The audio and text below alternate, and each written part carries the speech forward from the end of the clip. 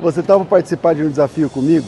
Você vai precisar se sentar comigo durante 20 vezes, de forma online, semanalmente. Mas se você quiser aprender hebraico bíblico de verdade, talvez essa imersão seja a melhor forma e a mais segura de aprender hebraico na prática. Uma pessoa considerada alfabetizada quando ela sabe ler, escrever, pronunciar corretamente e transliterar do hebraico para o português. E tudo isso você vai alcançar nessa imersão no projeto Hebraico Fácil de 6 meses comigo. E o mais legal de tudo isso é que você só precisa de um caderno, a sua Bíblia e uma caneta, e nada mais.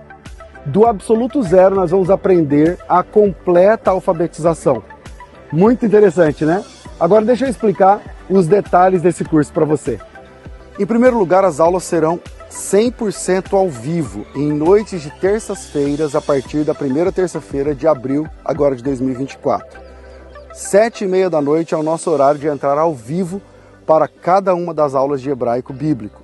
E se você não pode acompanhar as aulas ao vivo, não tem problema, você pode assistir depois, quantas vezes quiser, porque o material fica disponível para você durante 1 ano. Falando em material didático, todas as tardes das aulas, as aulas são à noite, mas nas tardes, você recebe a liberação do material didático para você acompanhar. Além disso, você também faz parte da comunidade fechada de alunos. As aulas são fechadas dentro da nossa plataforma. Então, não perca tempo, faça já a sua matrícula.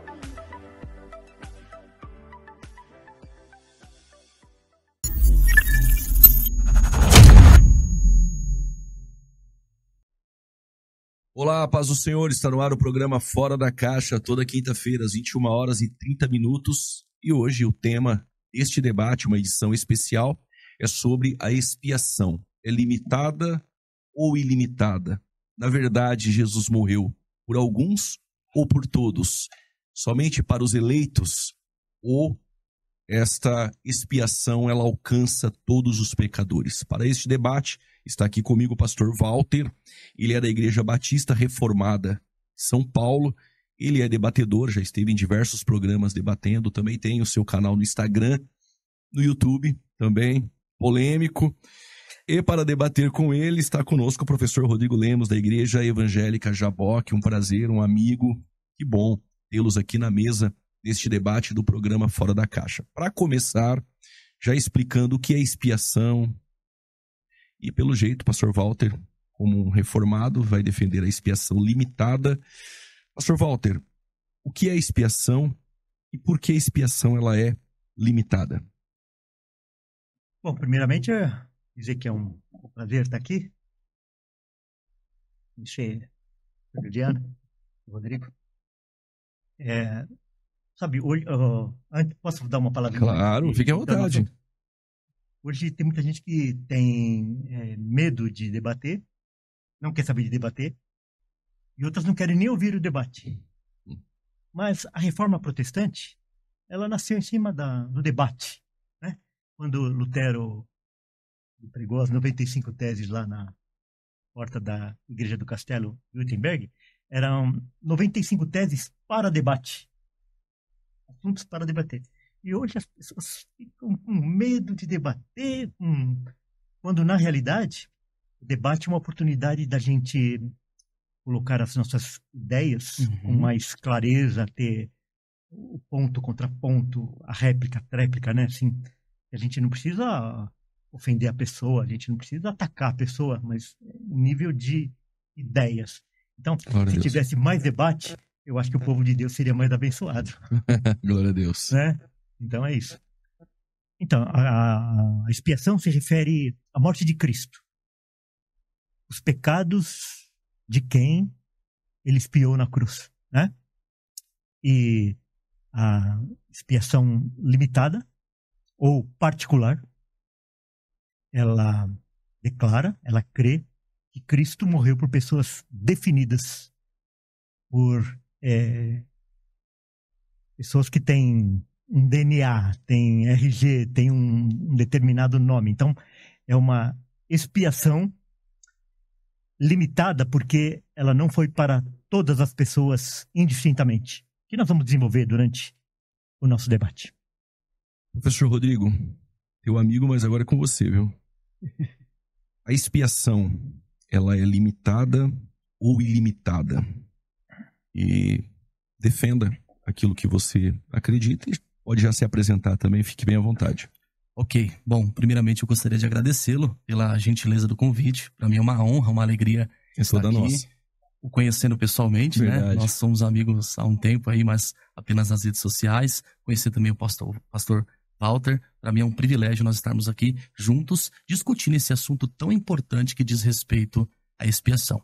Bom, eu sou o Rodrigo Calça Lemos, como você muito bem mencionou, congrego numa igreja pequena situada na zona leste de São Paulo, mais precisamente ali no Jardim Independência, uns 3 minutinhos do Hospital Vila Alpina, Igreja Evangélica Jaboque. Bom, dito isso, permita-me dizer aquilo que eu creio no tocante à expiação. Bom, diferentemente do pastor Walter, eu sustento a crença de que o Senhor Jesus Cristo, na cruz do Calvário, morreu por todos e cada um dos homens sem exceção. Bem, mas quais são as razões para eu acreditar na expiação ilimitada? Em primeiro lugar, eu creio que o Senhor Jesus Cristo morreu por todos, porque, a meu ver, vários textos bíblicos ensinam isso. João 29 diz: eis o Cordeiro de Deus que tira o pecado do mundo. João 3,16 diz: porque Deus amou o mundo de tal maneira que deu seu Filho unigênito para que todo aquele que nele crê não pereça, mas tenha a vida eterna. 1 João 2,2 diz que ele, Cristo, é a propiciação pelos nossos pecados, isto é, dos crentes, mas não apenas pelos dos crentes, mas também pelos de todo o mundo. Romanos 5,18 também diz: consequentemente, assim como uma só transgressão resultou na condenação de todos os homens, assim também um só ato de justiça resultou na justificação que traz vida a todos os homens. Em segundo lugar, eu creio, pastor Juliano, que o Senhor Jesus Cristo morreu por todos e cada um dos homens sem exceção, justamente porque não há nenhum versículo bíblico que afirme claramente que o Senhor Jesus Cristo derramou seu sangue apenas por um grupo seleto de pessoas. Esse versículo, ele não existe. Em terceiro lugar, eu creio que o Senhor Jesus Cristo morreu por todos porque há vários textos bíblicos que afirmam que Deus quer salvar a todos. 2 Pedro 3,9, 1 Timóteo 2,4, e também há vários textos bíblicos, como por exemplo Romanos 11,32, que diz que Deus encerrou a todos debaixo da desobediência a fim de usar de misericórdia para com todos. Ora, se Deus deseja salvar a todos e ele não faz acepção de pessoas, logo ele na cruz do Calvário morreu por todas elas. Em quarto lugar, eu creio que Jesus morreu por todos porque ele, Jesus, ordena em Marcos 16,15 que preguemos o evangelho a todos. Se Jesus manda pregar o evangelho a todos, logo ele morreu por todos. Qual o sentido de oferecer o evangelho às pessoas pelas quais ele não teria morrido? Seria iludi-las? Em quinto lugar, eu creio que Jesus morreu por todos porque há algumas passagens bíblicas que afirmam que o Senhor Jesus Cristo morreu até mesmo por indivíduos que vão se perder. A passagem de 2 Pedro 2,1 é um exemplo claro disso. Olha o que o texto diz. Assim como, no meio do povo, surgiram falsos profetas, assim também haverá entre vós falsos mestres, os quais introduzirão simuladamente heresias destruidoras até ao ponto de renegarem o soberano Senhor que os resgatou, trazendo sobre si mesmos repentinas destruição. Pedro, nessa passagem, está claramente afirmando que Cristo pagou o preço de redenção até mesmo pelos falsos mestres que vão se perder. Isso reforça a ideia de que o sacrifício de Jesus foi universal, abrangendo todas as pessoas, sem exceção, mesmo aquelas que se perderão. Em sexto e último lugar, eu creio que o Senhor Jesus Cristo morreu por todos os homens, porque essa era a crença dos primeiros pais da igreja. E eu entendo que eles herdaram essa crença do Senhor Jesus Cristo e dos apóstolos. Indivíduos como Justino de Roma, Clemente de Alexandria, Orígenes, Novaciano de Roma, Eusébio de Cesareia, Atanásio de Alexandria, Hilário de Poitiers, Círio de Jerusalém, Gregório de Nazianzo, Basílio de Cesareia, Gregório de Nissa, Ambrósio de Milão, Crisóstomo, Teodoro de Mopsueste, Agostinho Jovem, Cirilo de Alexandria, Próspero de Aquitânia, Teodoreto de Ciro, Leão Magno, Ecumênio, Ambrosiastros e outros criam que Jesus morreu por todos. De forma resumida, não tão resumida assim, essas são as razões pelas quais eu creio que Jesus morreu por todos e cada um dos homens, sem exceção. Agora, se você me permite, eu só quero fazer uma ressalva para que o meu argumento ele fique completo. O fato do Senhor Jesus Cristo ter de fato morrido por todos e cada um dos homens, sem exceção, é importante que se diga que os benefícios da morte dele só se aplica àqueles que, pela graça mediante a fé, creem em Jesus. Então, a salvação não é automática, não é porque Cristo morreu na cruz que a salvação está garantida. O pecador precisa se arrepender dos seus pecados, crer em Jesus para que a expiação seja eficaz. O que Cristo fez foi colocar o homem num estado de salvabilidade. Antes de morrer por nós, era impossível que fôssemos perdoados. Agora que Cristo morreu, o nosso perdão é possível. Essa ressalva é para não deixar margem para uma expiação universal. Para não cair no universalismo. Exato. Okay. Exato. Pastor Walter, o pastor Rodrigo, o professor, falou muitas coisas, né? Mas uma delas eu gostaria que o senhor também comentasse, e o senhor tem todo o tempo também para abordar outros pontos, fazer perguntas, enfim. O professor Rodrigo Calça Lemos, ele apresentou diversos textos bíblicos, o senhor pode trabalhar com eles, ou pegar dois e trabalhar, mas ele disse que não tem um versículo na Bíblia que diz que Jesus morreu somente por alguns. Tem esse versículo? Se tem, apresenta. Se não tem, como que a gente faz? Bom, antes de eu entrar nesses textos aí, primeiro que eu gostei muito da ordem, acho que a gente poderia até pegar a ordem que ele expôs aí. 6 pontos. E seguir, acho que seria uma boa. Mas antes de eu entrar, eu queria falar assim, a expiação, ela tem sentido de purificação. Então, a purificação, se a gente fosse usar um sinônimo, a gente usaria assim, a purificação dos pecados. Ela foi particular, limitada ou universal e limitada. Então, quando a gente muda o sentido, a gente já tem que parar 2 vezes para responder se ela é particular ou se ela é universal. Porque é purificação de pecado. Ele purificou. Então, o primeiro ponto é que essa doutrina da purificação universal, da expiação universal, ela é antibíblica. Então eu discordo. Ao contrário, não tem texto bíblico que diz que essa expiação ela foi universal. O segundo, além dela ser antibíblica, ela não é uma doutrina evangélica. Ela não é uma doutrina protestante, evangélica protestante. Então, todos esses pontos aí que o professor ele listou são doutrinas que qualquer católico romano concordaria, que o Papa Francisco concordaria. Então, essas doutrinas, a doutrina da expiação universal, é uma doutrina católica romana. Isso é importante. O terceiro aspecto é que essa doutrina da expiação universal, ela avilta a obra de Cristo na cruz do Calvário. De novo, olha, sim, com muito temor, quero falar com muito temor, porque eu não vim aqui com a intenção realmente de ganhar esse debate. Eu já acreditei em todas essas coisas. E essa doutrina da expiação é a doutrina mais cara do Evangelho. Tanto que os pseudo-calvinistas, que se dizem calvinistas de 4 pontos, que eles não são calvinistas, o que eles negam é essa doutrina da expiação particular. Então essa é a doutrina mais cara para qualquer um que se diz calvinista ou reformado ou protestante, é a doutrina da expiação particular, porque ela tem a ver com o caráter da morte de Cristo. Ela tem a ver com o que Cristo veio fazer aqui. Tem a ver com a missão que Cristo veio cumprir.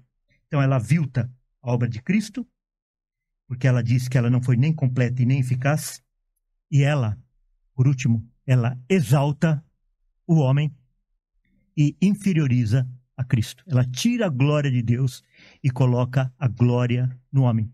Porque, em última instância, quem vai dizer se a morte de Cristo foi válida ou não foi o homem. Então, é com muito temor que eu acho que nós deveríamos pensar com muito mais profundidade o que nós estamos fazendo, o que nós estamos falando de Cristo, o que nós estamos falando da obra de Cristo, quando a gente diz que ele morreu por todos, mas todos não serão salvos. Porque é o seguinte, tem muita gente que ele é universalista. Então, quando ele é universalista, e ele fala assim, não, Cristo morreu por todos, mas todos serão salvos, ele está errado, mas ele tem coerência. O senhor tem o texto? Do quê? Para comprovar que a expiação ela é limitada, tem esse texto? Então, por Porque exemplo, o professor disse que não há um texto na Bíblia, e a gente está esperando o texto. Deixa eu pegar... Depois eu quero... Então, eu fiz algumas afirmações aqui, a respeito de que é uma doutrina católica romana, essas coisas, eu tenho demonstrância, os textos. Mateus 26, 28. Ok. Porque isto é o meu sangue, o sangue da nova aliança, derramado em favor de muitos para a remissão de pecados. É uma multidão que ninguém pode contar, mas é específica. Marcos 10, 45. Pois o próprio Filho do Homem não veio para ser servido, mas para servir e dar a sua vida em resgate de muitos. Então, em princípio, eu posso ficar só nesse texto. Ele não está falando que é... Então, esses muitos não são todos. Ok. Muitos não são todos. Ok. Eu não quero... até para ver uma maior alternância. Okay. Assim, Rodrigo, tem essa harmonia, a doutrina católica com a de Jacobs Armínio? Não tem todo o tempo aí para...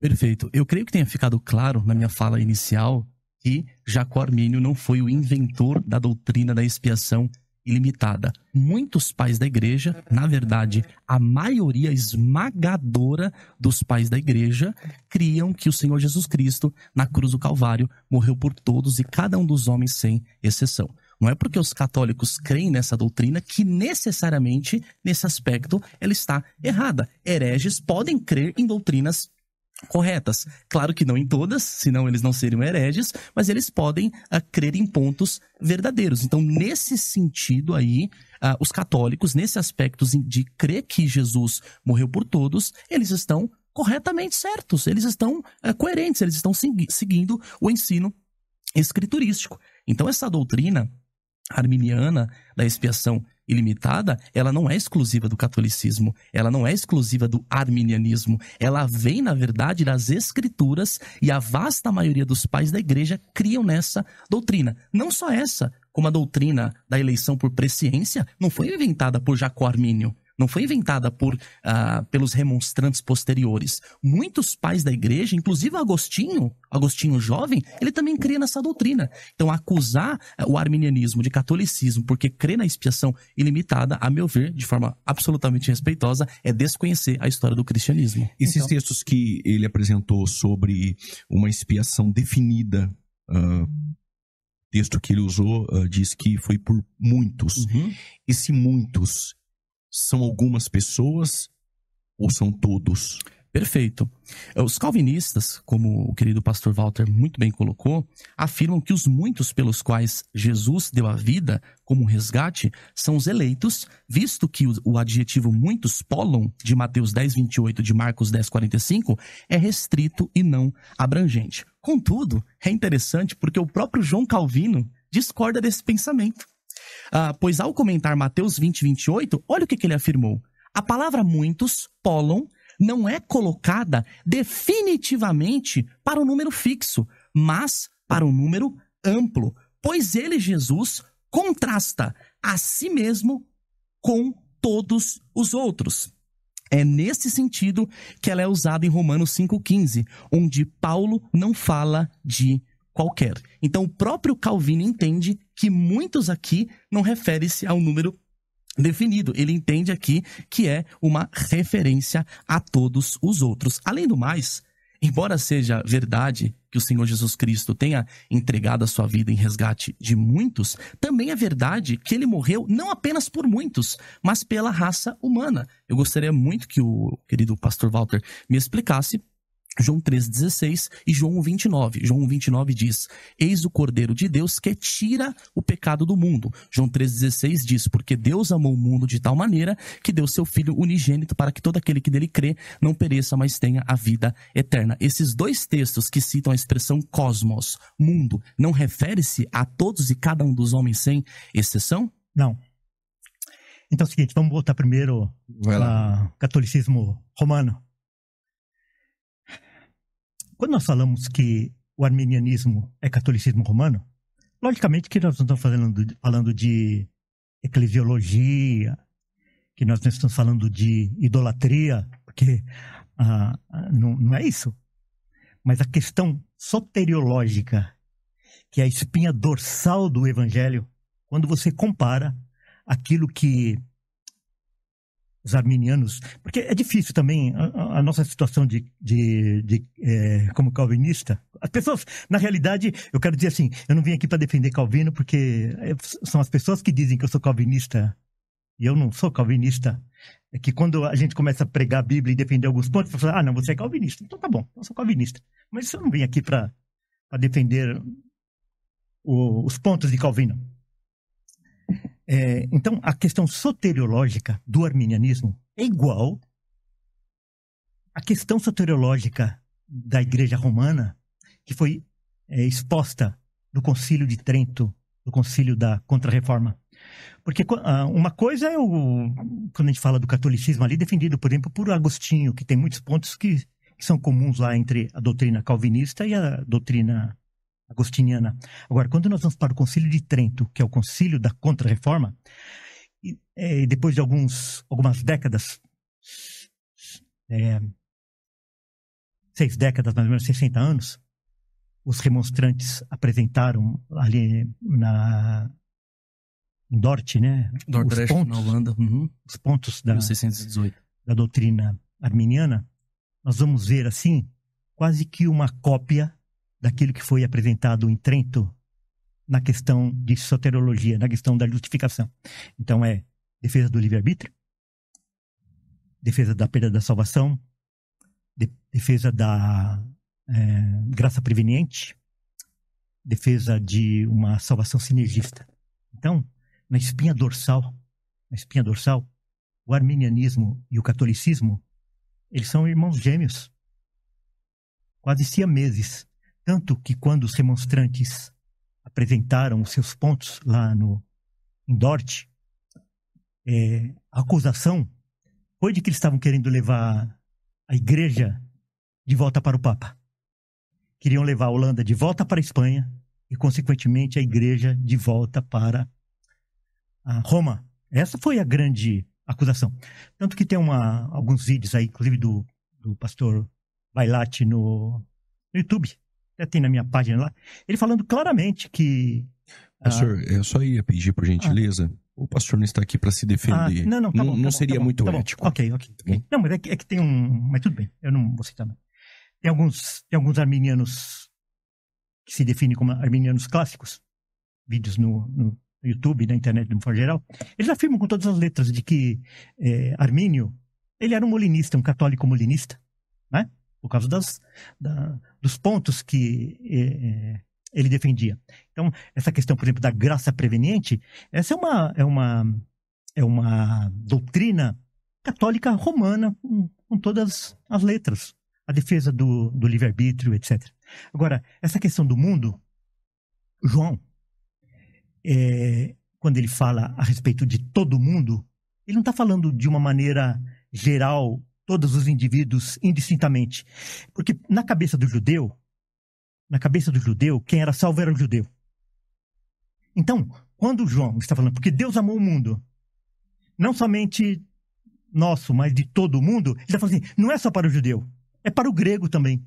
Porque é o seguinte, na realidade, nenhum de nós três, no nosso dia a dia, a gente interpreta mundo como sendo todos indistintamente. Por exemplo, assim, está todo mundo aqui? Sim, está todo mundo aqui. Mas o todo mundo aqui quem é? Somos nós três. O pastor que faz a intermediação e nós dois que fazemos o debate. Chega em casa, fala assim, tá todo mundo aí? Tá, quem é? a minha mulher e meus filhos, meus netos. Eu tenho um grupo de WhatsApp e eu convido os meus irmãos para ir no churrasco. Eu falo assim, olha, eu quero todo mundo lá, hein? Eu não quero que falte nenhum. Agora, de quem que eu estou falando? Eu não estou falando de 7 bilhões de pessoas. Eu estou falando de 5 pessoas, de 7 pessoas. Agora, então você entende que mundo é um grupo definido de pessoas? Sem dúvida nenhuma. Não são todos indivíduos, né? Não são todos indivíduos. Uhum. São judeus e gentios. Agora, a questão, voltando ali um pouquinho assim, se Cristo morreu para purificar os pecados, se ele tivesse purificado os pecados de todo mundo seria salvo. Quer dizer, ele veio para purificar e não purificou? Que serviço mal feito que é esse? Ok. Rodrigo, eu queria fazer alguns comentários. Exatamente, eu não vou nem perguntar, mas se der para comentar, o catolicismo crê na graça preveniente ou tem uma inclinação pelagiana? Como funciona? Excelente colocação. Era justamente o que eu ia colocar. Eu não lembro de ter lido nada acerca do catolicismo que fale acerca de uma graça preveniente. Na verdade, os católicos, eles são tanto quanto pelagianos ou semi-pelagianos. E eles não creem na depravação total. Diferentemente dos arminianos, creem sim na depravação total. O senhor disse que os arminianos defendem o livre-arbítrio. Não, arminianos não creem em livre-arbítrio. Os arminianos acreditam na inabilidade, na depravação total, no sentido de que todos os homens têm todas as áreas, fatores, departamentos, seções de suas vidas afetadas e ou acometidas pelo pecado. Aliás, é só ler Jacó Armínio que ficará claro como licor, como água de rocha. Inclusive, um teólogo calvinista chamado R.C. Sproul, ele disse que ninguém nunca mais postulou uma inabilidade tão profunda quanto Jacó Armínio no que diz respeito aí à humanidade, à espiritualidade caída. Então essa acusação, respeitosamente falando, ela é falsa. Outra coisa, o pastor diz que pressupõe que havia uma unanimidade na reforma protestante, que todos eles eram sinergistas, monergistas e assim por diante. Mais uma vez, essa informação ela é falsa. Por quê? Porque o braço direito de Martinho Lutero, Philippe Melanchthon, ele era sinergista. E ele era um dos reformadores, fundou várias universidades, o que indica que ele não era monergista. Posteriormente, ele aderiu ao chamado sinergismo. Outro detalhe interessante é que, de fato, os arminianos foram acusados de católicos, mas eles não eram católicos. No sínodo de Dordrecht, na Holanda, que ocorreu entre 1618 e 1619, foi um sínodo ultra-calvinista. E quem diz isso é o próprio Philipp Schaff, que é um historiador calvinista. Ele diz que esse sínodo foi um sínodo ultra-calvinista. E os calvinistas, naquele contexto, vamos chamá-los assim de forma anacrônica, eles inventaram falsas acusações contra os arminianos. Inclusive esta. Por quê? Na época, os Países Baixos, ali a Holanda, estava em rusgas, em brigas, em guerras com os espanhóis. Os espanhóis eram católicos.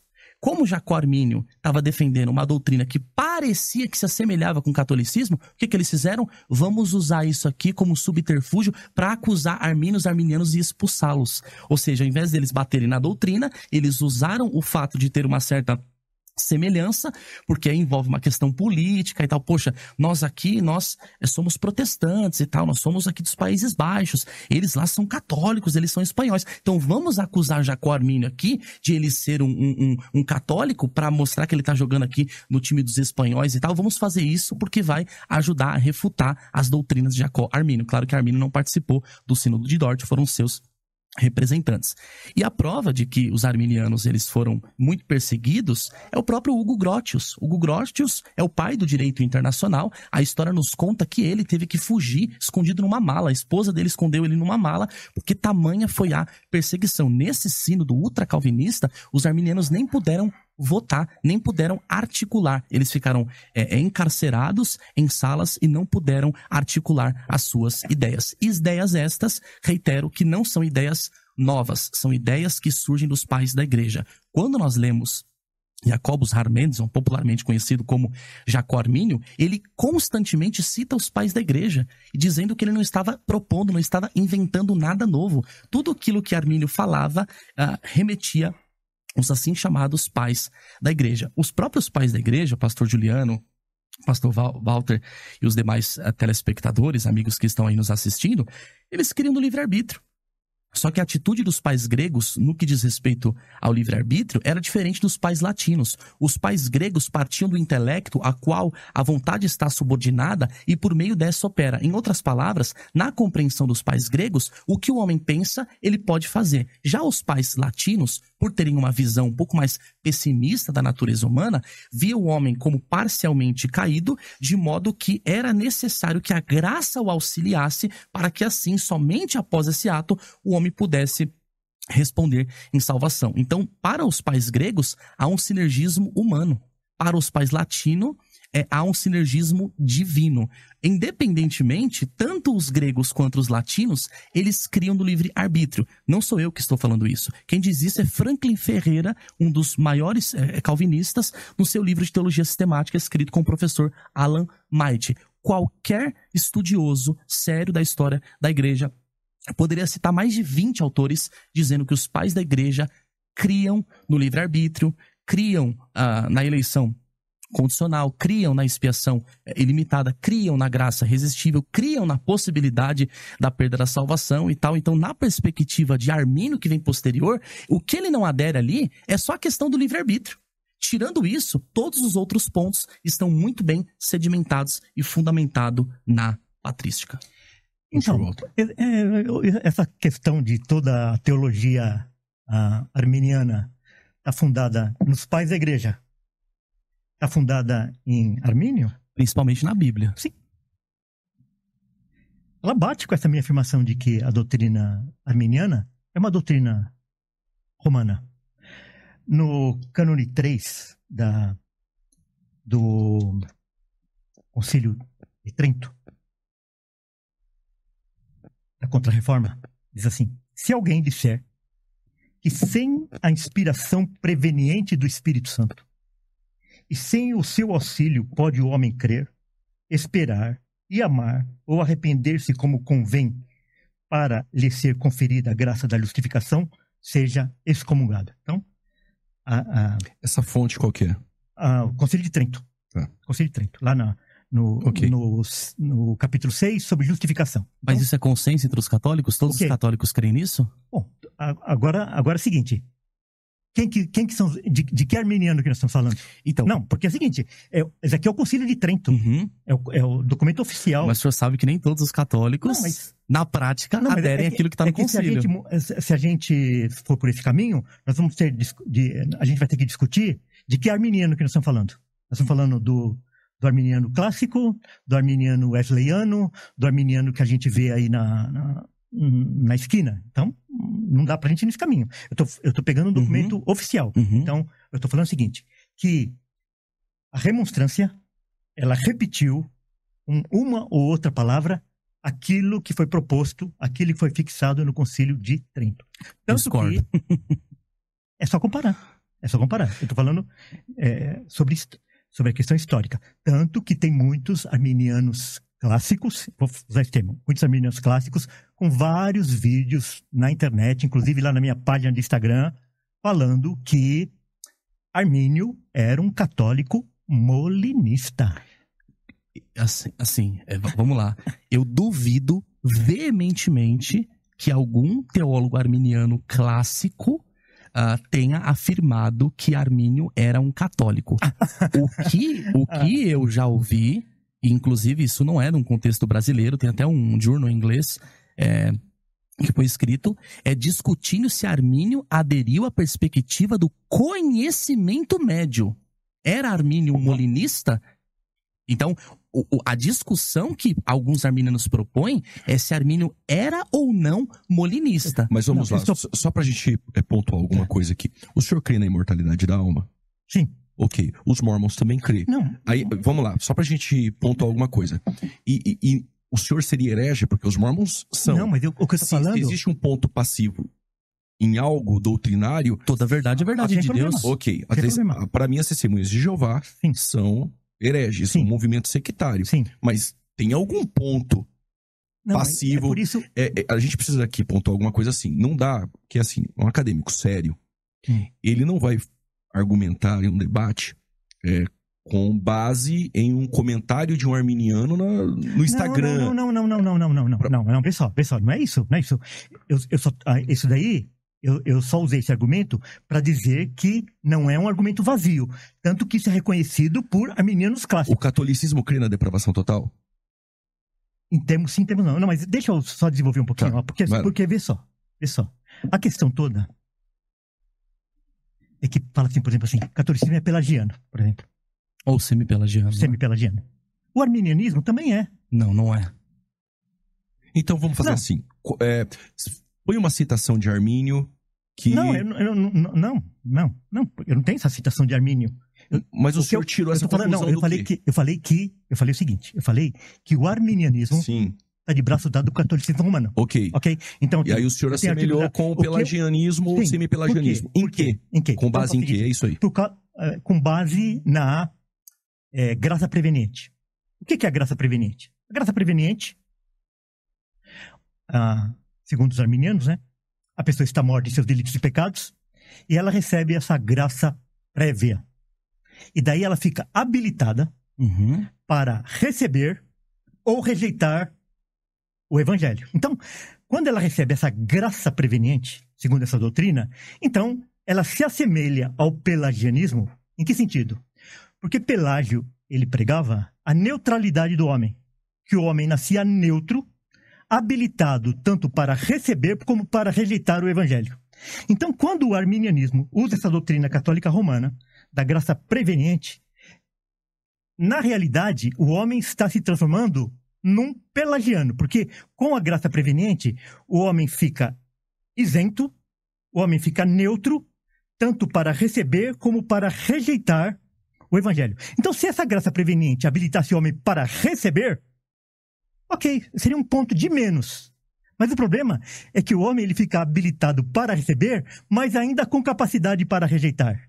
Ele é totalmente neutro. Ele não é totalmente atraído. Mas a capacidade de rejeição ela é inerente. O homem está morto nos seus delitos e pecados. Ele sempre vai rejeitar o evangelho. O que os arminianos propõem é que, no momento da pregação ou proclamação do evangelho, a graça preveniente de Deus ela é manifestada de modo a possibilitá-lo agora responder, ou de forma positiva ou de forma negativa. Quer dizer, negativa ele sempre iria responder, mas agora essa graça o habilita para que ele possa responder de forma positiva. Qual mérito tem, pastor, de um mendigo estender as mãos vazias para receber um presente?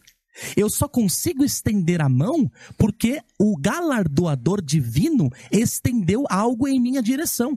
Eu só posso fazer esse ato de receber porque ele veio até a mim, previamente me possibilitou e me capacitou. E como é que ele faz isso? Através da pregação do evangelho. A Bíblia diz em Romanos 10 que a fé vem pelo ouvir e o ouvir a palavra de Deus. Então, no momento da pregação do evangelho, a graça preveniente é manifestada, é gerada uma capacidade no indivíduo, de modo que somente após essa habilitação, ele pode responder, ou de forma positiva ou de forma negativa. E ele pode rejeitar. A resistibilidade da graça, ela é bíblica. Mateus 23, 37. Jerusalém, Jerusalém, que mata os profetas, que apedreja os que a ti são enviados. Quantas vezes eu quis juntá-los como a galinha junta o pintinho debaixo das suas asas, mas vocês não quiseram. Lucas capítulo 7, versículo 30 diz que os fariseus e os escribas rejeitaram o desígnio de Deus, não querendo ser batizados por João. João 5,40, o Senhor Jesus Cristo diz: vós não querdes virdes a mim para terdes vida. Atos 7,51, Estevão, cheio do Espírito Santo, disse: ó homens de dura cerviz, incircuncisos de coração, até quando vocês vão resistir ao Espírito Santo? Então, o homem está morto nos seus delitos e pecados, ele só fala não ao evangelho, mas no momento da pregação, ele pode responder, ou de forma positiva, ou de forma negativa. Do contrário, não faria nenhum sentido. Fica muita coisa, daí eu não consigo responder vamos tudo. Fazer o seguinte. Eu tenho resposta para tudo isso, tá só que... Bom, vamos fazer o seguinte. Mas o senhor falou muito mais que eu. Não, mas eu falei de um assunto. Então, não, o senhor falou de vários. Então vamos fazer o seguinte, nós vamos pro intervalo, porque saímos da expiação limitada. Ilimitada, estamos na graça. Ela é resistível ou irresistível? Mudou um pouquinho. É que tá tudo conectado. Está conectado. As doutrinas não são uma ilha, né? É verdade. Elas estão conectadas. Nós vamos para o intervalo, nós já voltamos. Tá bom. Okay. Tá ficando quente, é bom que a gente toma uma... Não, mas não tá... o assunto é quente, né? É quente. Tá respeitoso, né? Sim. Claro, sempre. Tá bom. Não, aqui é sempre respeitoso. Tá bom. Já voltamos do intervalo. E tá quente aqui o debate. Deus te abençoe, eu te espero. 2 italianos também?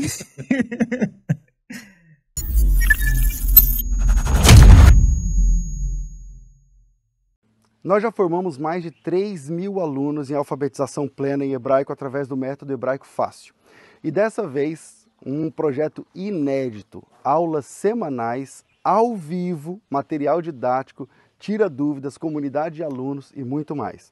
Se você quer aprender hebraico e tentou memorizar nomes de letras, Aleph, Beit, Gimel, Dalet, He, Vav, Zayin, e não funcionou, você sabe nomes das letras, mas não consegue ler uma palavra, ou não consegue transliterá-la para o português, então vem para o método Hebraico Fácil. As aulas começam na primeira terça-feira agora de abril e o valor é R$ 240, mas não conta para ninguém.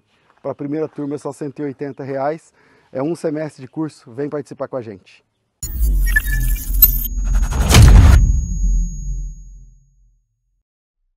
Voltamos com o programa Fora da Caixa, os ânimos já estão.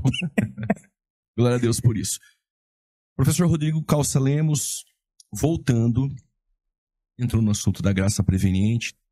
Tem mais alguma coisa para concluir em cima do que o pastor Walter citou? E daqui a pouco o pastor Walter também vai fazer aí as suas ponderações e os seus argumentos. Perfeito. Como o pastor Walter ele mencionou vários assuntos anteriormente, nós acabamos falando de muitas coisas e eu gostaria de voltar em algumas falas iniciais que ele propôs aqui, que eu as anotei. Primeiro, o pastor Walter disse que não existe texto bíblico para defender a expiação ilimitada. Como não?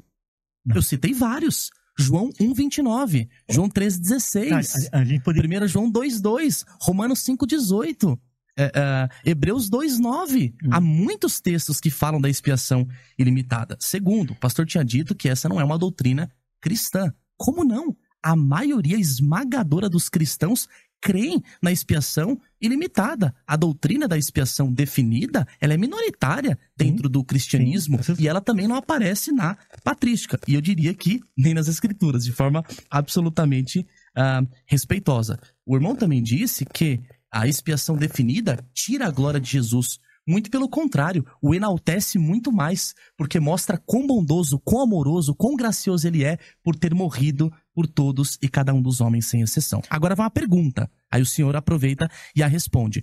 O senhor disse que aqueles por quem Cristo morreu, certamente vão se salvar. É isso, né? Sim. Sim. Então eu gostaria que o senhor me explicasse 2 de Pedro, capítulo 2, versículo 1, que diz que Cristo comprou os falsos profetas com seu sangue.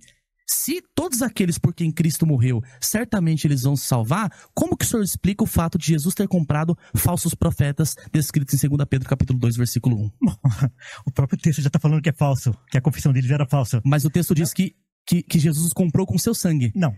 O senhor disse, olha só, o senhor disse assim, aqueles por quem Cristo morreu, certamente irão se salvar. Aí o texto mostra que Cristo comprou falsos profetas com seu sangue. Quer dizer que eles vão se salvar? Não, eles eram falsos. Então Jesus morreu por eles? Não.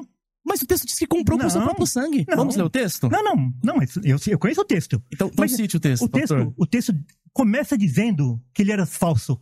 Se falso não era verdadeiro, a confissão... Mas o texto diz... É que o texto diz que Jesus os resgatou. A expressão resgatar tem a ver com compra. Mas isso daí... Eu posso ler o texto? Aí o senhor comenta.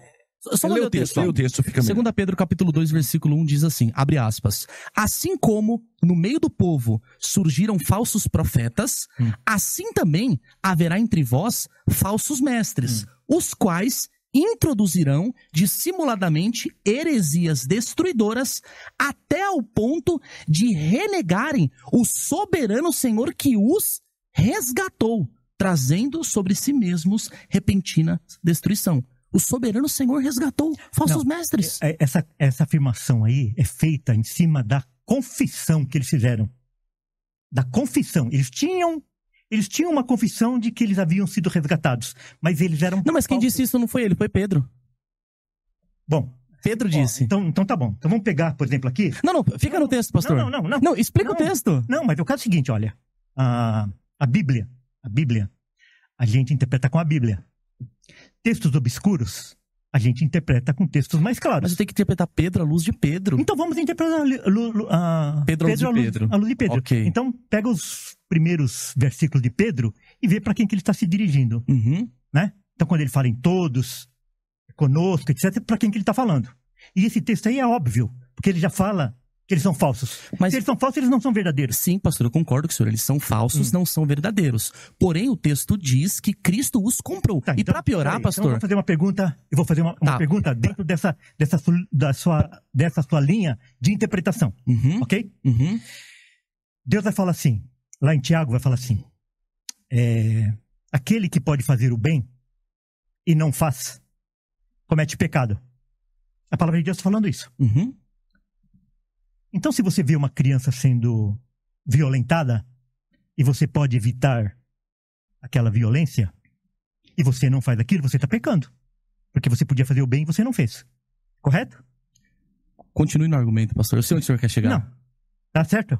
Ok. Você pode fazer o bem, você não faz, você cometeu pecado.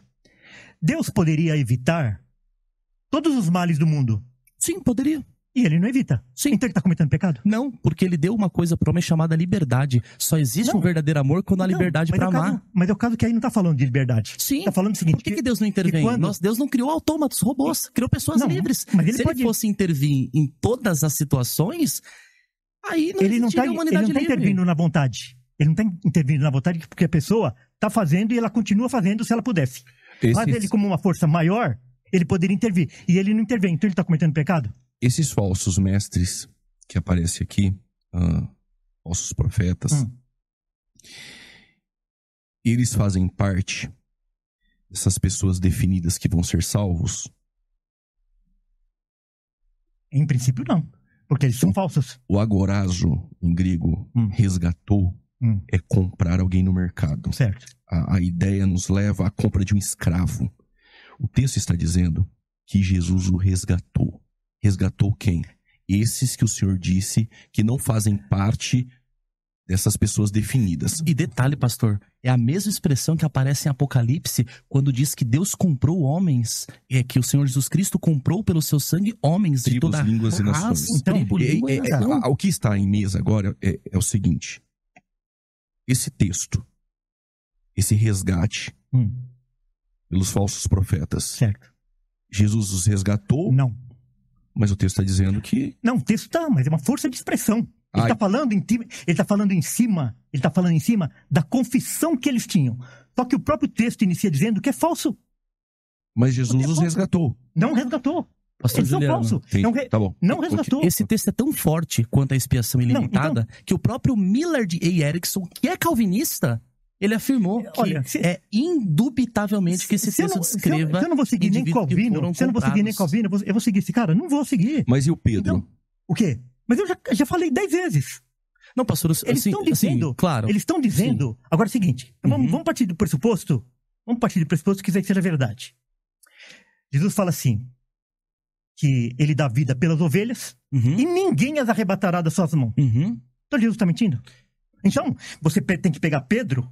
Se você tem dúvida, eu não tenho dúvida nenhuma de Pedro, de que o testemunho aí é falso. Mas para mim não ficou clara a explicação. Que, assim, sendo sincero com o senhor. Tudo bem, não ficou claro porque você não quer aceitar, ok? Aí eu não posso fazer nada.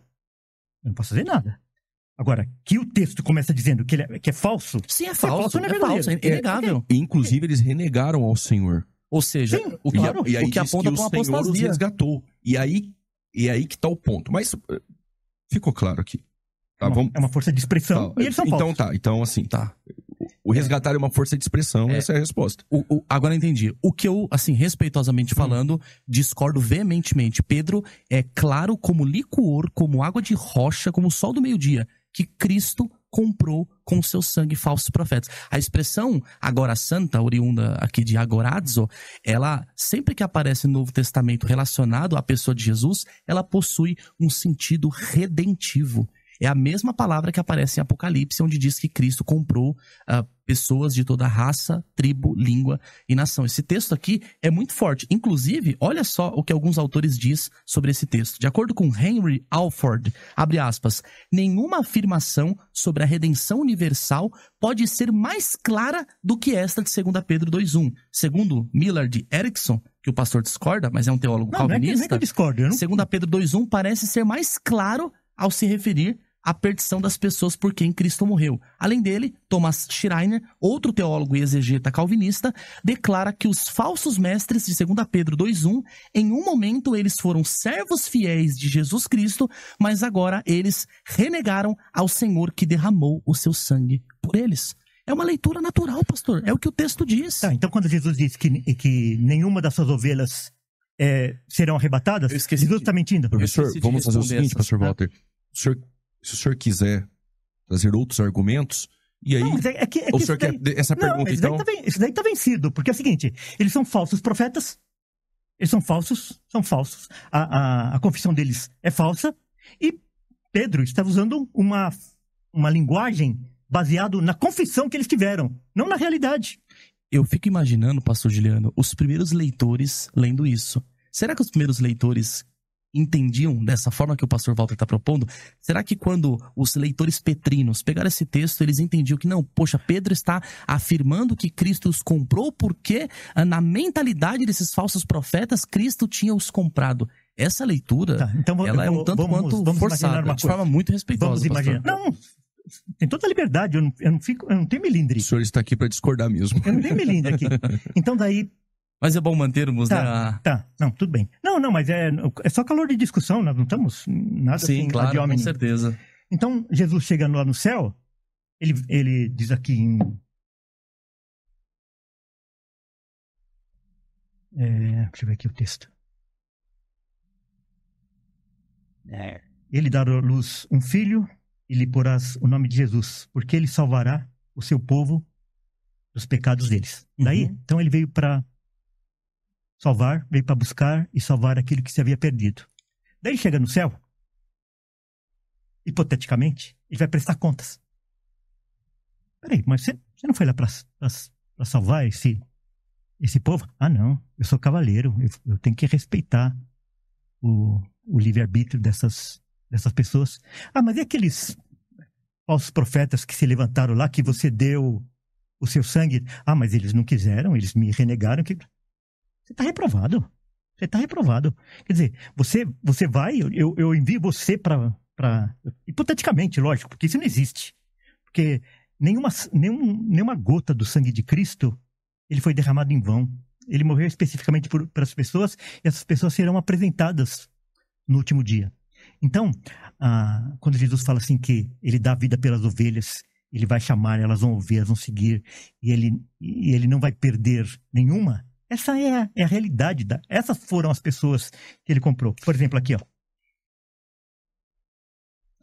Romanos 8, de 31 a 34. Que diremos, pois, à vista dessas coisas? Se Deus é por nós, quem será contra nós? Aquele que não poupou o seu próprio filho, antes por todos nós o entregou, porventura não nos dará graciosamente com ele todas as coisas? Quem tentará acusação contra os eleitos de Deus? É Deus quem os justifica. Quem os condenará? É Cristo Jesus, quem morreu, ou antes, quem ressuscitou, o qual está à direita de Deus e também intercede por nós. Então, é claro que esses falsos profetas, esses falsos mestres, eles não estão incluídos aqui. Quando eu falo que a expiação universal, ela vilipendia a obra de Cristo, é isso. Ele morreu, ele comprou, ele pagou, ele expiou, ele lavou, mas não vale nada. A pessoa é que decide. Posso comentar? Claro. O pastor mencionou aquele texto de Lucas que fala que o Senhor Jesus Cristo morreu pelo seu povo. Sim, Jesus morreu pelo seu povo. Jesus morreu pelas suas ovelhas. Jesus morreu pelos seus amigos. Jesus morreu pela sua igreja. Mas em nenhum desses textos aparece a expressãozinha monos, apenas ou somente. Então Jesus morreu pelas ovelhas? Sim. Morreu pelo seu povo? Sim. Morreu pelos amigos? Sim. Morreu pela igreja? Sim. Mas não morreu apenas por eles. Ele também morreu pelo mundo. João 3,16 diz que Deus amou o mundo de tal maneira. Daí é interessante, pastor, porque o senhor disse que mundo ali, em João 3,16, não refere-se à raça humana. A totalidade, né, da raça humana. Porém, é interessante que essa interpretação que o senhor propõe é a mesma interpretação que aparece, por exemplo, na Bíblia de Genebra, que eu acho que aqui o senhor está aí nas mãos, que entende aí que eleitos refere-se que o mundo refere-se aos eleitos de todas as nações e tal, enfim, um grupo particular de pessoas. Porém, o que é interessante é que não existe nenhum dicionário de grego sério que defina a expressão mundo, cosmos, em João 3,16 e João 1,29 para se referir apenas a um grupo seleto de pessoas. Eu perguntei para o pastor assim, pastor, João 3,16, mundo ali refere-se ao quê? O senhor disse, refere-se a um grupo de pessoas, refere-se aos eleitos espalhados, refere-se a um grupo definido. Porém, reitero, não há nenhum dicionário de grego sério, um dicionário de grego de referência, melhor dizendo, que defina a expressão mundo como sendo uma referência aos eleitos. Posso fazer uma perguntinha? O senhor já faz, deixa eu só complementar. Não, é que daí acumula muita... Mas o senhor falou bastante, mas vamos lá. Edward Robinson, olha o que ele vai dizer. João 3,16 e João 1,29 é uma metonímia, uma figura de linguagem para os habitantes da Terra, os homens, a raça humana. Este Bloomfield, em seu livro A Greek and English Lexicon to the New Testament, declarou que a palavra mundo, cosmos, em João 1,29 e João 3,16, é usada metonimicamente para designar os habitantes do mundo, a raça humana. Joseph Henry Tyre também diz que João 1,29, João 3,16, a expressão mundo refere-se aos habitantes da Terra, os homens, a raça humana. Hermann Kremer, também em seu léxico, ele disse que a expressão cosmos em João 1,29 refere-se à própria humanidade e João 3,16 à humanidade ímpia. Marvin Vincent, essa obra aqui em português, disse que a expressão cosmos em João 1,29 e João 3,16 refere-se à soma total da humanidade existente no mundo, a raça humana. E por fim, Horst Boss e Gerhard Schneider afirma que a expressão cosmos em João 1,29 refere-se à totalidade dos homens. E em João 3,16, o mundo afastado de Deus. Além desses dicionários de referência, o próprio D. Carson, que é reformado, que é calvinista, em sua obra A Difícil Doutrina do Amor de Deus, ao comentar sobre a interpretação tipicamente calvinista de João 3,16, ele diz o seguinte: Deus amou o mundo de tal maneira que deu seu filho. Eu sei, diz Carson, que alguns calvinistas tentam tomar o grego cosmos, mundo aqui, para se referir ao que eles chamam de eleitos. Mas isso realmente não servirá. Todas as evidências do uso da palavra no Evangelho de João são contrárias a esta sugestão. O amor de Deus pelo mundo não pode ser reduzido ao seu amor pelos chamados eleitos. Mais adiante, ele conclui: Deus amou o mundo de tal maneira que deu seu filho.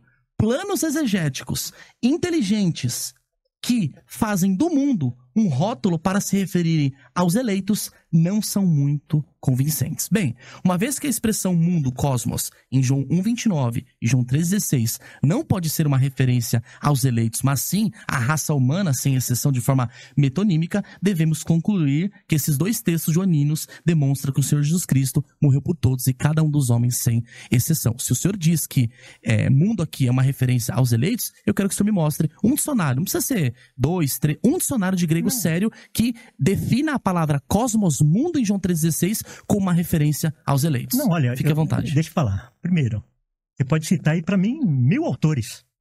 Pode citar Carson, você pode citar Calvino, você pode citar quem você quiser. Até Pedro, né? Até Pedro. Porque você levou ali ao pé da letra e o texto já começa ali falando assim, ó. Falsos profetas. Se você fala assim, ó, essa nota aqui é falsa, pronto, já matou. Não... Agora é o seguinte, vamos na Bíblia. João 6, 38. Jesus falando: porque eu desci do céu não para fazer a minha própria vontade. O livro está falando aqui, quando ele fala assim: Jerusalém, Jerusalém, que matas os... Quantas vezes eu quis? Ele fala assim: eu não vim aqui para fazer a minha vontade. Então, eis que estou à porta e bato. Se alguém abrir a... Matou aqui ele. Eu não vim aqui fazer. Porque Jesus amou o jovem rico. Tudo bem, ele fala assim, olha, Porque eu desci do céu não para fazer a minha vontade,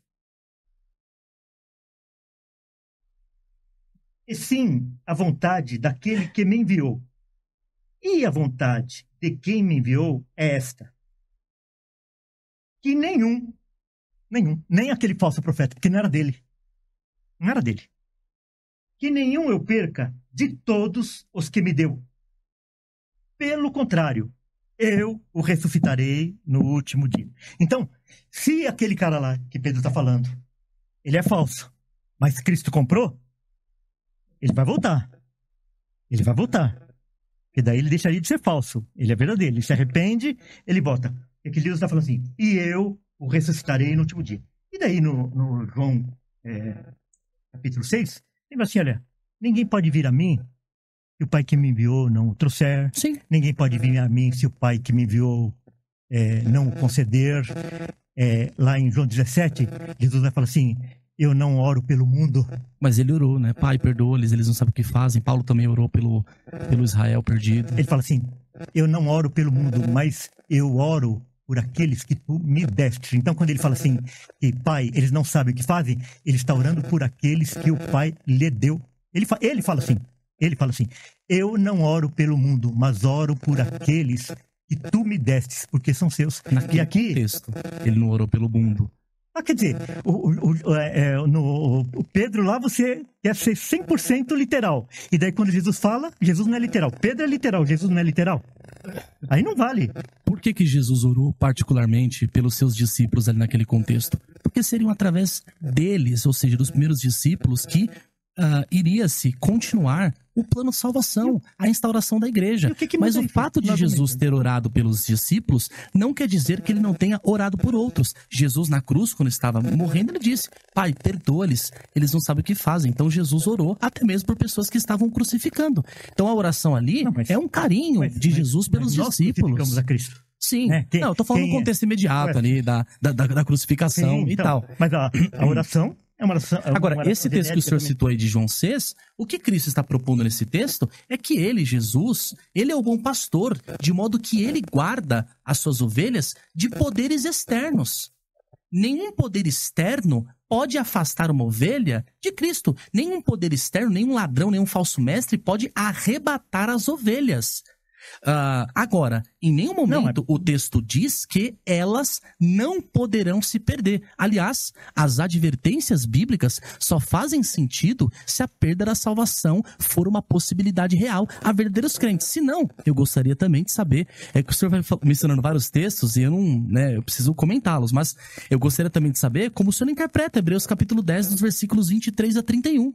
Que diz: se deliberadamente pecarmos, o texto grego traz o pronome remo, se nós pecarmos, depois de termos recebido epignosis tesaleteias, o conhecimento da verdade, já não resta sacrifício pelos pecados. Antes, certa expectação e juízo e fogo vingador da parte de Deus prestes a consumir os adversários. Ou seja, o que o texto está dizendo, segundo o autor de Hebreus, é que se o indivíduo, ele, depois de ter recebido o conhecimento da verdade, ter se tornado salvo, se ele voltar a cometer pecados terríveis e desembocar numa apostasia, que é o abandono deliberado e sistêmico da fé outrora abraçada, ele está irremediavelmente perdido. Então essa proteção de Cristo do texto de João 6 refere-se à proteção de poderes externos, mas não quer dizer que eu deliberadamente não possa, que o Senhor não possa se afastar dos caminhos de Deus. Aliás, Paulo diz em 1 Timóteo capítulo 4, versículo 1,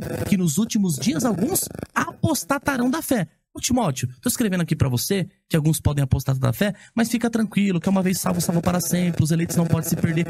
Qual o sentido da advertência quando eu digo assim pro meu sobrinho: desce desse muro, senão você vai cair? É claro que a priori eu quero preservá-lo para que ele não se machuque, mas isso não exclui a possibilidade de ele de fato cair e se machucar. É o que Paulo tá propondo, Timóteo, olha só, nos últimos dias alguns apostatarão da fé. Fala de Himeneu, fala de Alexandre, fala de Fileto, fala de Judas. Muitas pessoas que se perderam no caminho. A perda da salvação é uma possibilidade real a verdadeiros crentes. Quando eu falo que essa doutrina católica romana, ela avilta a soberania de Deus, o poder de Deus, a obra de Cristo, isso é muito sério. Isso é muito sério. Porque, primeiro, que aquele negócio aquele exemplo lá que deu do mendigo que estende a mão, esse é um dos exemplos mais infantis que eu conheço. E todo... Quem usou esse exemplo uma vez foi o Franklin Ferreira, tá? Só pra ficar claro também. De novo, não vamos citar nome, né, o pastor?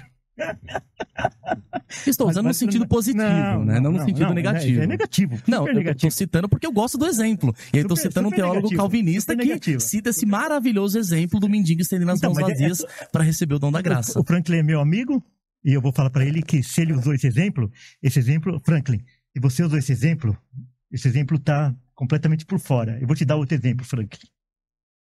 O exemplo é de alguém se afogando, já sem nenhuma força no meio do mar. O salva-vida tá ali, no começo ali, e o cara tá avançando. Ele não vai, não pode. O cara vai. E ele falando que não pode e tal. Dali a pouco ele percebe o cara lá já se debatendo todo e já sem nenhuma força para... O salva-vida, ele tem obrigação de pegar a sua boia, pegar o barco, pegar a corda, ir lá buscar. E chega lá, ele não pergunta se aquela pessoa... ele quer ser resgatado ou não. Ele é obrigado, porque aquela é a missão dele, é a função dele. Então ele vai, se o cara fala que não quer, ele vai trazer o cara. Se o cara começa a se bater, ele vai dar um sossega-leão e ele vai trazer o cara na praia. Então isso é um exemplo bem simples ainda. Pastor Walter, algum mérito? Desculpa te interromper. Nesse exemplo do afogamento, quem que afogou a pessoa? Como assim? A pessoa. Ela tinha liberdade de não ir para o mar? Ou foi Deus que decretou que ela se afogasse? Mas é que daí nós já vamos entrar num... Não há problema, só me responde, por gentileza. Ela está se afogando, porque ela está se afogando e está pedindo socorro lá. Vamos supor que ela não... Ela não está pedindo socorro, ela está... Ela quer se afogar. É. Ela foi por liberdade querer se afogar? Ou foi o próprio... salva-vidas que está salvando que levou ela para se afogar? Não, porque funciona assim.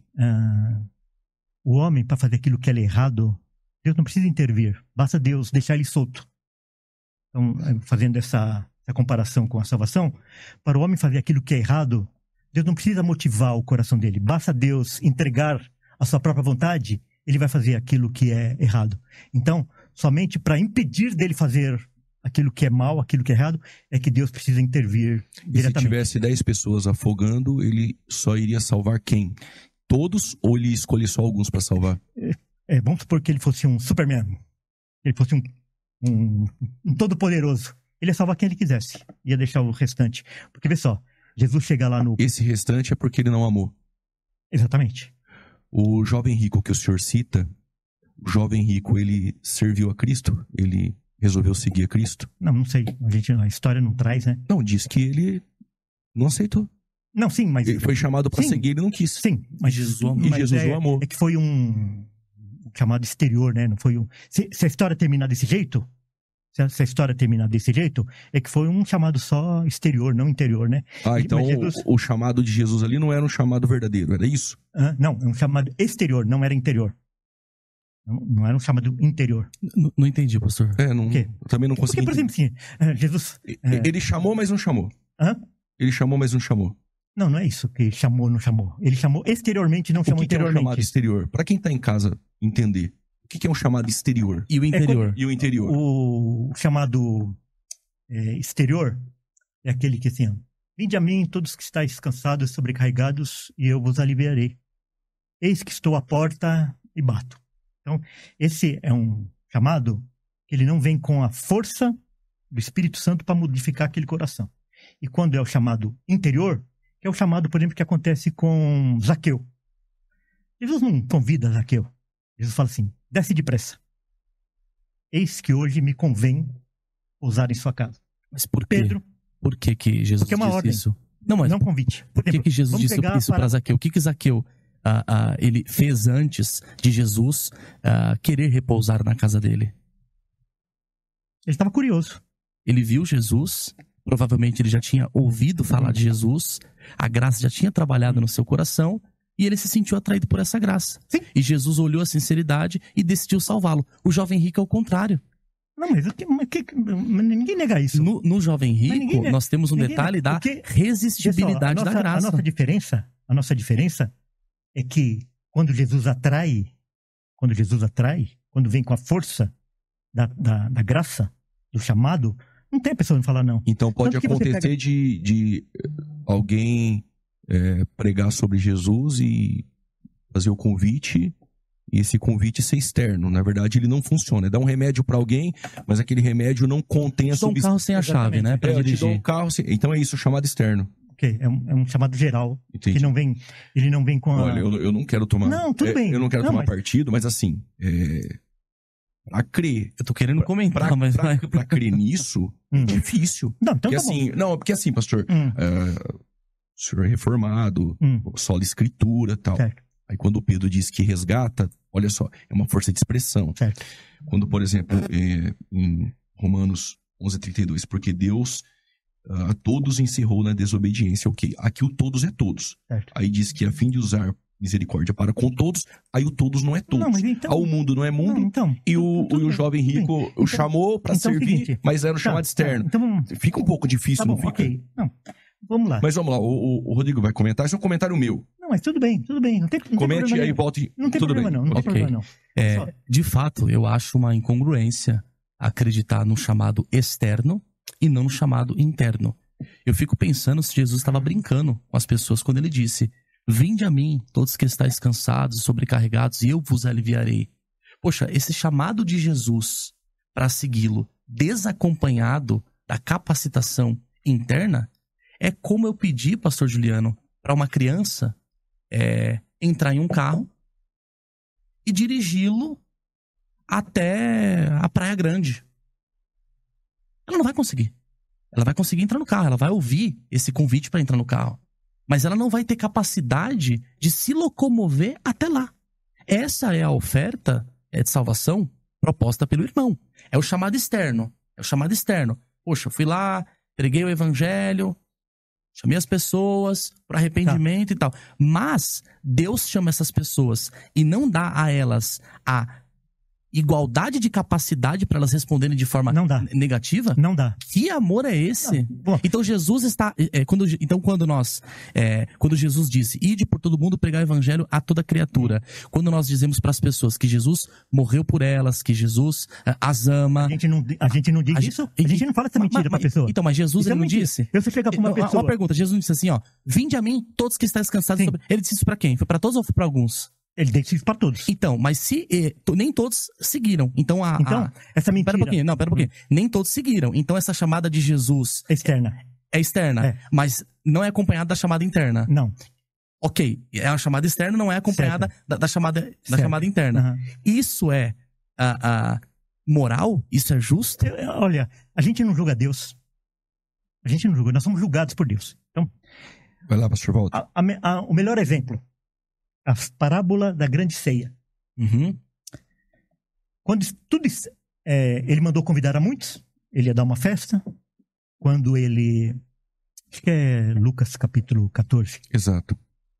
Quando tudo estava pronto, ele tinha convidado, depois ele mandou avisar os convidados de que estava tudo pronto. Um não foi porque tinha casado, o outro porque tinha comprado uma fazenda, o outro tinha comprado uma junta de bois e experimentar, e nem foi. Em verdade vos digo que nenhum dos convidados participará da minha ceia. Daí, ele deu uma ordem já diferente. Primeiro, ele mandou convidar. Na segunda, ele mandou buscar. Vai na cidade, busca os cegos, os aleijados, os coxos, os pobres. Buscar. Já é diferente, porque... A linguagem das escrituras, quando ela foi feita as versões, ela usa às vezes alguns termos um pouco pobres, porque ali é o Senhor, o dono de tudo, e os seus escravos, os seus súditos. Então, quando ele manda buscar, é para trazer. Né? O cara traz. Mas tem lugar ainda. Então você vai lá agora, lá nos arrebaldes da cidade, nos guetos, e vê aqueles que fugiram, e obriga-os a entrar. Então, quer dizer, no dia da grande ceia que nós vamos participar, se Deus quiser. Eu espero que nós três estejamos lá, no fundo do meu coração. Nós vamos estar lá ou porque nós somos levados, ou porque nós somos obrigados a entrar. Porque os convidados, só essa chamada externa, em verdade vos digo, que nenhum dos convidados participará da minha ceia. Os exemplos são muito pobres. Sabe qual é o exemplo? O exemplo é eu chegar em casa, eu tenho um filho lá eu não tenho mais. Vamos supor que eu tiver... Que idade tem seu filho? Tem 13 anos, 13. Ana Júlia. Você chega em casa e ela está doente. Você vê que ela está muito mal.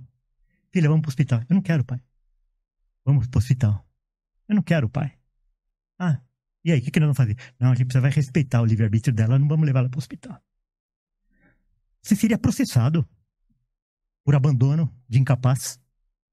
Se acontecesse uma coisa mais grave, você era capaz até de ir preso por causa disso. Porque você não pode respeitar. Então, só que a distância entre nós e Deus é muito maior do que a minha e do meu filho de 2, 3 anos. Então, jamais Deus vai respeitar esse tal do livre-arbítrio, sabendo que o homem está morto em seus delitos e pecados, que o homem está completamente inabilitado. É por isso que essa parábola da grande ceia, ela é muito clara, que os convidados não participarão da minha ceia. Só participarão das minhas ceias aqueles que foram trazidos e aqueles que foram obrigados a entrar. Ok. Então, pastor Juliano, se nós analisarmos o contexto do texto, nós vamos ver que no final só está um servo ali. Como que ele ia obrigar, forçar todo mundo a ir? A ideia ali do forçar, de obrigar, tem o sentido de insistir, tem o sentido de trazer uma insistência constante para que estes atendam um convite. Esse tipo de leitura coercitiva do texto não se encaixa. É um servo só que está ali. Como que ele está obrigando todo mundo a fazer? E outra coisa, como eu acabei de mencionar, a ideia do texto é: eles não se julgam dignos, então insista. Force-os, né? Vai lá, diga que vale a pena, né? E insiste com eles para eles participarem. O texto não ensina a resistibilidade da graça. Agostinho tentou usar esse texto para fundamentar essa doutrina, inclusive o senhor sabe que isso acabou desencadeando aí posteriormente em outras questões. Eu nem sei se foi Agostinho, eu li na Bíblia, né? Não, tá aí na Bíblia. Mas forçar no sentido de obrigar não é uma leitura adequada, é o sentido de insistência. Um servo está ali insistindo. Agora, o nosso debate, pastor Juliano, era sobre expiação ilimitada ou expiação limitada. Aí nós fomos mencionando vários assuntos, vários pontos e tal, e acabamos aí talvez nos perdendo no meio do caminho. É claro que as doutrinas, elas não são uma ilha, elas estão concatenadas e tal, mas eu gostaria de voltar e dizer uma coisa extremamente importante. É necessário, é imprescindível que nós distinguemos a extensão da expiação, a intenção da expiação e a aplicação da expiação. Como assim? A extensão da expiação, na perspectiva arminiana, a extensão da expiação ela é universal. O Senhor Jesus Cristo morreu por todos e cada um dos homens sem exceção. João 29, João 3,16, Romanos 5,18, 1 João 2,2 e vários outros textos. A intenção da expiação, segundo a visão arminiana, ela já é dupla. Por quê? É tanto proporcionar ou provisionar a todos a oportunidade de salvação, quanto também aplicar tal salvação somente aqueles que, por meio da graça divina, crerem em Cristo. Isso está bem claro, a meu ver, em 1 Timóteo capítulo 4, versículo 10, que diz que Cristo é o Salvador de todos os homens, especialmente dos fiéis. Quando o texto diz que ele é o Salvador de todos os homens, está falando da provisão. Quando o texto fala especialmente dos fiéis, está falando da aplicação da expiação. E a aplicação da expiação, ela é condicional na perspectiva arminiana. Então, embora ela seja universalmente disponível, sua aplicação depende da resposta individual ao chamado de Deus. Então não é que Jesus, ele morreu na cruz, o seu sangue foi derramado em vão. Muito pelo contrário. Se Jesus tivesse morrido na cruz com a intenção de salvar todos, aí sim a expiação teria falhado. Mas a intenção não era salvar todos. A intenção era prover uma base de salvação, colocar um homem no estado de salvabilidade e salvar aqueles que, pela graça mediante a fé, se arrependem de seus pecados e creem em Jesus. A expiação, em e por si mesma, desacompanhada da fé, ela não salva alma alguma. É somente após o indivíduo se arrepender de seus pecados e crer em Jesus é que ele pode se salvar. É o que diz o carcereiro ali, o Paulo falando pro carcereiro de Filipos: creia no Senhor Jesus e será salvo. Ou seja, a salvação, ela não é automática. Se fosse automática, os indivíduos descritos ali em 2 de Pedro, capítulo 2, versículo 1, eles seriam salvos. Como não é automática, logo as pessoas não se salvam automaticamente. Agora, eu gostaria que o irmão me respondesse uma pergunta que eu fiz aqui, bem interessante, acerca da expiação limitada. A pergunta que eu quero fazer para o senhor é a seguinte. Vamos lá. Tem algumas perguntas aqui. Deixe-me pegar uma pergunta aqui. Interessante. Mais uma vez eu quero perguntar para o irmão. Existe algum versículo na Bíblia que afirme claramente que Jesus morreu apenas, somente, unicamente por um grupo de pessoas? Segunda. Esse eu já respondi. Os calvinistas, eu já respondi. Ao crerem que Jesus morreu apenas pelos eleitos, eles não estariam sendo mais calvinistas do que o próprio Calvino, visto que Calvino, em vários dos seus escritos, parece ter ensinado que Jesus morreu por todas as pessoas? Então a pergunta é dupla. Textos bíblicos que diz claramente, o texto assim, Jesus morreu apenas, somente, por um grupo de pessoas. E a segunda pergunta ligada a essa é, os calvinistas, ao crerem na expiação limitada, não estão sendo mais calvinistas do que o próprio Calvino, o qual parece ensinar a expiação então, ilimitada? Essas duas perguntas... Como começou com ele, o senhor pode responder, fique à vontade, e depois o senhor tem um tempo para trazer um outro argumento. Tá bom, não tem problema. E depois nós vamos para as considerações finais. E aí 5 minutos para cada e a gente encerra. Então, vamos lá.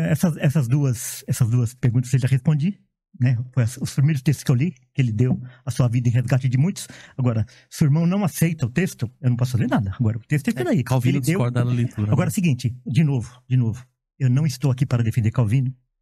Não estou aqui para defender ninguém, nenhum autor.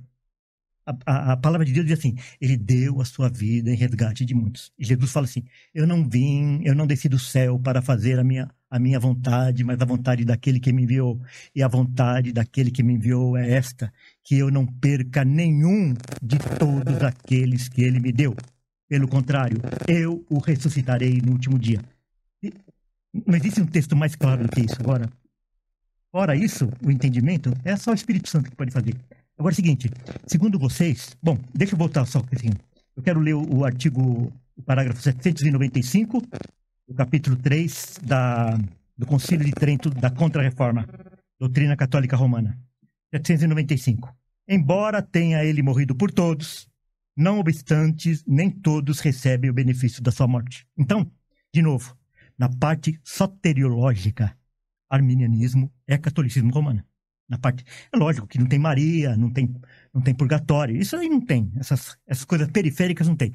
Mas no cerne, na espinha dorsal, o arminianismo é catolicismo romano. Agora, qual o maior problema? Segundo vocês falaram aí, o irmão falou, desculpa, não, vocês não, o irmão falou, Cristo não é o Salvador, ele é um facilitador. Ele propicia que a pessoa se salve. Isso é um absurdo tão grande, isso deprecia tanto a Cristo, deprecia tanto a Deus, deprecia tanto a obra do Espírito Santo, que é inimaginável que isso possa passar na cabeça de alguém afirmar que Cristo não é o Salvador. Hipoteticamente, dentro dessa linha, ele poderia morrer, e se ninguém usasse o seu livre-arbítrio depois da graça preveniente, ele teria morrido completamente em vão. Então isso é inimaginável. Então, tanto que a palavra de Deus vai dizer que ele se alegrou pelo trabalho penoso da sua alma. E quando ele morreu, ele falou assim, está consumado, quer dizer, está tudo pronto, está tudo feito. a festa está pronta. Agora nós vamos buscar e obrigar os convidados a entrar. Ok. Bom, você aí de casa, nós estamos chegando ao fim, nós vamos para as considerações finais. E nas considerações finais, vocês têm a oportunidade aqui, os debatedores, de citar as redes sociais, se tem livros escritos. E para você aí que está nos assistindo, na descrição desse vídeo, você vai ter o Instagram, tanto do professor Rodrigo Calça Lemos, também do pastor Walter, as informações, contato para adquirir livros, agendas, enfim. Vai na descrição do vídeo, tem tudo lá para você poder ter acesso ao trabalho, enfim, a tudo que eles disponibilizaram aí em redes sociais. Professor Rodrigo, foi um prazer tê-lo aqui, conhecer pessoalmente e espero tê-lo outras vezes aqui na mesa. Fique à vontade, 5 minutos, o tempo é seu. Perfeito. Bom, Jesus, de fato, morreu pelo seu povo, morreu pela sua igreja, morreu pelos seus amigos, morreu por muitos. Entretanto, em nenhum desses textos que o pastor Walter mencionou aparece a expressão grega monos, somente ou apenas. Então, Jesus sim, morreu pelos amigos, morreu pelas ovelhas, morreu pela sua igreja, morreu pelo seu povo, mas em nenhum momento a Bíblia diz que morreu única e exclusivamente por estes indivíduos. Eu diria que Jesus morreu por estes, aos quais eu mencionei agora, mas ele também morreu por todos e cada um dos homens sem exceção. E eu gostaria de concluir rememorando os argumentos que eu mencionei previamente. Eu creio, irmãos, que Jesus morreu por todos e cada um dos homens, porque, mais uma vez, existem vários textos bíblicos que ensinam isso claramente. João 3,16... João 1,29, 1 João 2,2, Romanos 5,18, o pastor disse que mundo ali refere-se a um grupo seleto de pessoas e tal, mas como eu deixei claro, não há nenhum dicionário de grego sério que reduza cosmos a um grupo seleto de pessoas. Jesus morreu por todos, é o que o texto diz. Inclusive, ninguém se torna adepto da expiação definida lendo a Bíblia. As pessoas só se tornam adeptos da expiação limitada através de aulas, de catecismos, de cursos. Se você pegar uma pessoa nova convertida e entregar uma Bíblia para ela, e você perguntar no final, por quem que Cristo morreu? Ela vai dizer, por todos.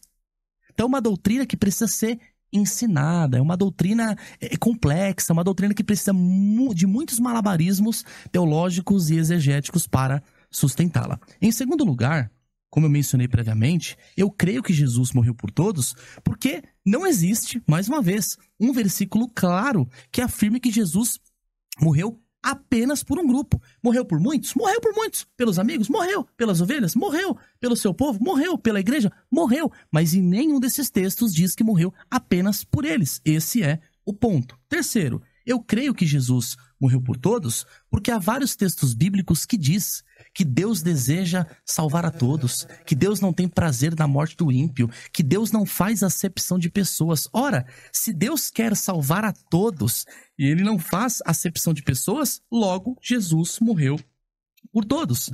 Em quarto lugar, eu creio, mais uma vez, que Jesus morreu por todos, porque Jesus, em Marcos 16,15, ordena que preguemos o evangelho a todas as pessoas. Se ele ordena que preguemos o evangelho a todas as pessoas, é porque Jesus quer salvá-las. Não faria nenhum sentido pregar o evangelho a todas as pessoas se não tivesse possibilidade de elas se salvarem. Em quinto lugar, mais uma vez, eu creio que Jesus morreu por todos porque há algumas passagens bíblicas que diz que Jesus morreu até mesmo por indivíduos que vão se perder. 2 Pedro 2,1 é a criptonita, é a pedra no sapato do calvinismo, sobretudo no calvinismo de expiação limitada. Esse versículo refuta claramente a ideia de que Jesus morreu por um grupo seleto de pessoas. O pastor Walter, por várias vezes, mencionou Jesus Cristo, aqueles por quem Cristo morreu, certamente irão se salvar. Aí 2 Pedro 2,1 diz que Cristo comprou os falsos profetas.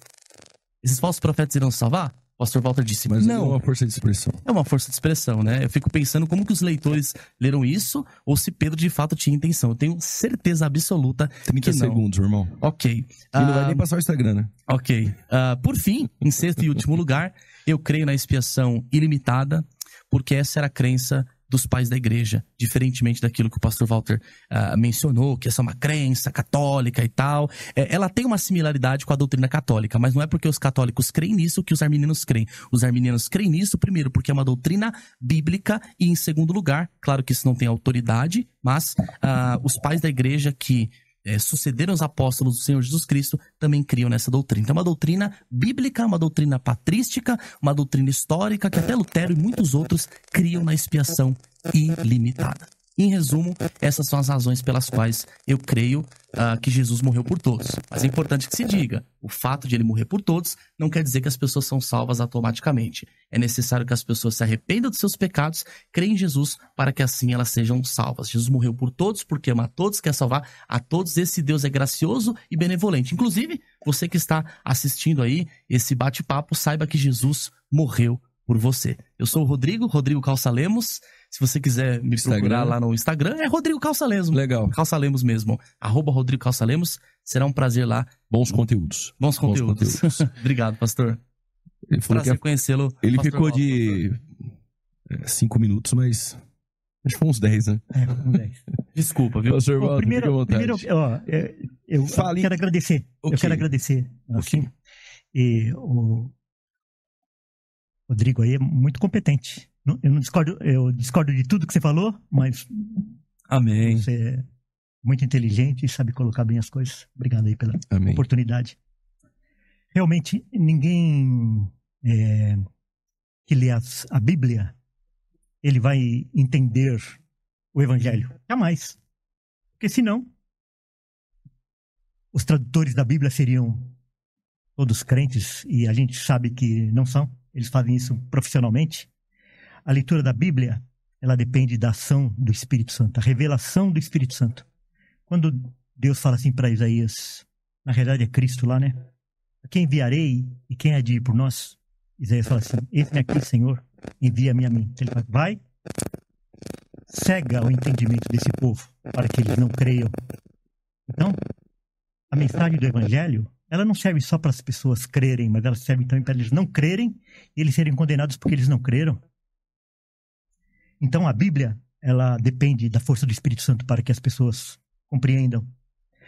A acepção de pessoas não significa que ele dá oportunidade para todos.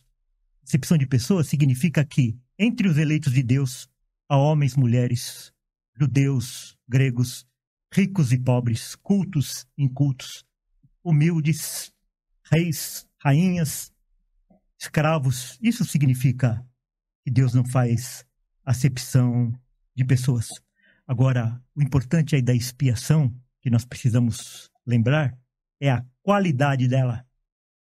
Qual é a qualidade da morte de Cristo? O que Cristo veio fazer aqui na Terra? Ele veio morrer pelo seu povo. Ele veio morrer pelas suas ovelhas. Ele veio buscar aqueles que se haviam perdido. E quais são aqueles que se haviam perdido? Aqueles que se haviam perdido são aqueles que ele recebeu do Pai. Ele recebeu do Pai e esses se perderam. Então ele veio resgatar essas pessoas.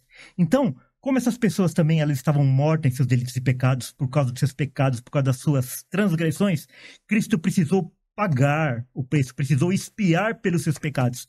Então, quando Cristo morreu na cruz do Calvário, ele morreu para pagar a dívida dessas pessoas diante de Deus, para expiar os seus pecados, para perdoar os seus pecados. Então, é por isso que ele fala aqui, eu desci do céu não para fazer a minha vontade, mas para fazer a vontade daquele que me enviou.